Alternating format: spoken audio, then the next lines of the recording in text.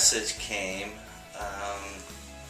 we were at a church service in Roseville, right?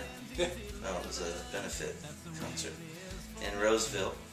My guitar went out of tune, and so I had to have somebody bail me out real quick, so I had John come up and give a testimony. And Friend of ours, John. yeah, John Apsher. So I just remember the phrase, him saying that he made a mess of his life, but God made a message out of it. Yep. And that kind of stuck with me, and I remember when I was 19 years old, I got saved, and I remember right before that, your life's messed up. I was 18 years old, had a kid, married,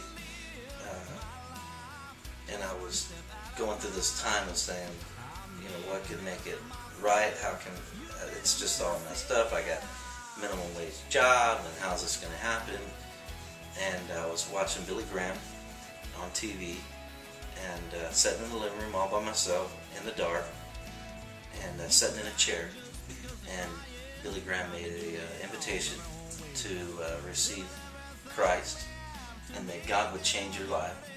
And so I knelt down in the chair, and I did. And so God tied those two things together, and that's where that song came from, that I made a mess of my whole life, and God used me for a message. So that's where it came from.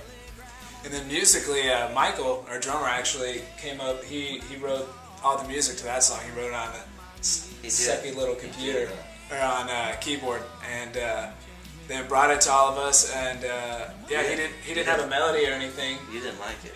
Yeah, at first I didn't care for the song. It was pretty boring for me to play, but he brought it, and he came up with such a cool melody over the chorus. I couldn't help but at least like that part. And so we got in there and got our hands sturdy, and it didn't take much. That song came together really fast, so that was a fun one to do. Yeah, it was a fast one. Yeah, that's Message. That's Message.